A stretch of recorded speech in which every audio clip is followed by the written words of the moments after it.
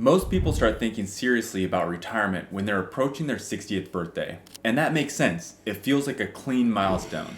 But the truth is, the first real opportunity to start shaping your retirement future comes 6 months earlier. At age 59 and a half, a hidden door opens, your ability to take penalty-free withdrawals from your retirement. But with the freedom comes two options. First option, just keep doing your thing and not pay attention to the details of retirement planning. Or two, have some coordination between retirement planning laws and your personal situation and have a much better outcome for you and your family.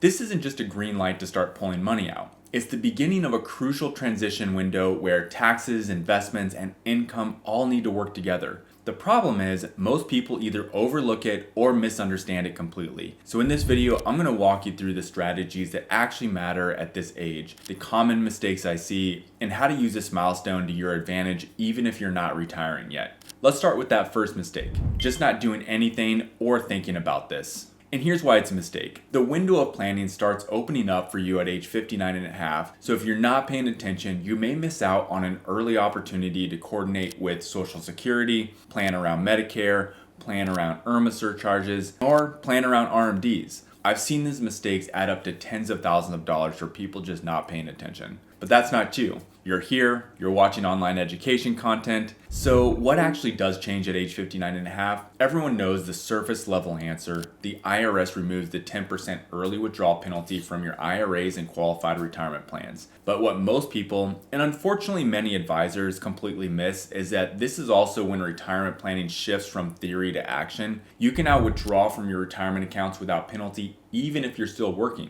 It opens the door to an early retirement or even part-time work if you're burned out. If you are using substantially equal periodic payments or SIPC to access money early, 59 and a half is your exit ramp. You can now stop those withdrawals without triggering retroactive penalties. Many 401ks offer in-service distributions at 59 and a half. This means you can roll over a portion of your 401k into an IRA while still working, giving you broader investment access, tax flexibility, and control over your portfolio. This is pretty powerful.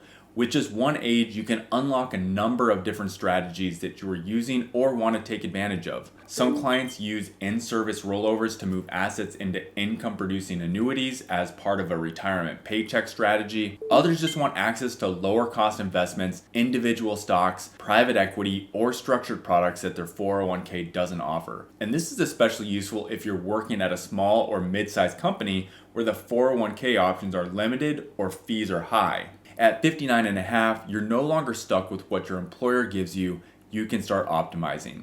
And this new freedom isn't just about having access. It's about using that access strategically. At 59 and a half, you can start pulling from retirement accounts without penalty like I mentioned. This means if you retire or work less, you can fill up lower tax brackets with intentional Roth conversions, bridge income gaps before Social Security starts, and avoid stacking too much income into your RMD years later. Even if you're not retiring yet, this is the age where you can start shaping your future tax picture. Now let's talk about what I call the golden window opportunity. This is the time that opens up after age 59 and a half and you retire, but before you start collecting Social Security. This is often the most powerful planning window in retirement, especially if you retire in your early 60s and delay Social Security until a little bit later. During this period, you have full access to your retirement funds without penalties, but you haven't yet triggered other income streams that limit your flexibility. That combination gives you rare control over how much income you can recognize for tax purposes. You can withdraw from your traditional IRAs and 401ks while still in a relatively low tax bracket, or convert some of those assets to Roth IRAs and avoid letting future RMDs balloon your taxable income. And because you haven't started Social Security yet, you're not as likely to trip Medicare IRMA surcharges, a tax planning detail that's often overlooked. And remember, IRMA has a 2-year look back, so it does cause some problems if you're not intentional about how you're looking at your income. Once Social Security begins, the window narrows and you have less room to maneuver, but it doesn't close completely. The window stays slightly open until RMDs begin, giving you a final chance to act before your income is dictated by IRS withdrawal formulas. This becomes especially important for those with large retirement accounts, say $1 million or more, where growth over the next decade can turn RMDs into a much larger distribution if you're not paying attention. The clients who plan around this window often reduce lifetime taxes, create more sustainable income, and gain far more control over their retirement dollars. Utilizing the golden window means you keep more of your money and you give the government less. And who doesn't want that? You may only have this one window of freedom before RMDs, Medicare surcharges, and Social Security complicate the tax picture. That's why action, not just awareness, matters here. Now, before I move on, these 59.5 strategies could transform your retirement trajectory. So if you have questions about your retirement, click on that link in the description to fill out my questionnaire, and I'll send you a free personalized video back. Understanding early retirement is exciting, but the investment and tax flexibility unlocked at 59.5 often creates the most significant long-term value. So how do you do this the right way? And here's the blueprint I use with my clients. First, start planning 12 to 18 months before you turn 59.5. Why do I start planning now? Because most people think they're going to retire at age 65. But a study from the Employee Benefit Research Institute shows that people actually end up retiring at age 62 on average. Why? Because everyone always assumes the best case scenario.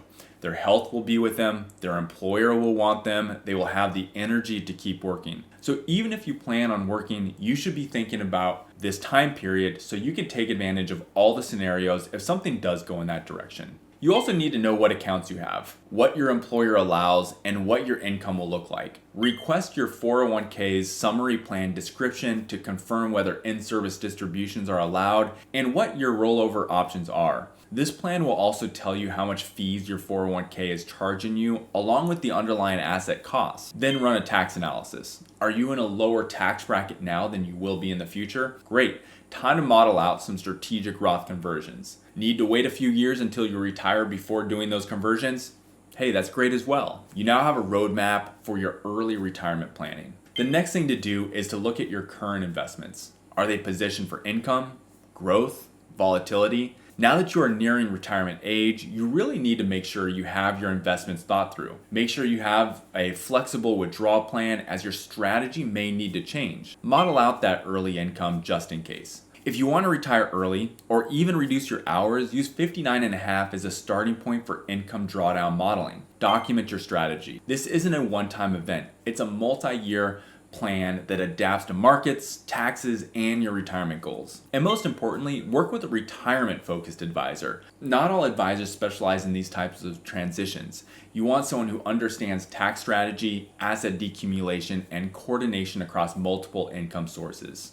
Done right, 59.5 becomes the turning point where you stop feeling like your retirement assets are untouchable and start using them with purpose. Now that you understand the massive 59.5 iceberg that most retirees never see coming, you have a decision to make. Will you let this milestone pass you by and risk years of missed opportunity? Or will you plan now, act strategically, and turn this age into the launch pad for a smarter retirement? If you're approaching age 59.5 or you're already there and want to make sure you're not missing something big, click on that description and let's have a conversation. As always, thanks for watching and subscribing to my videos, and I'll see you in the next one.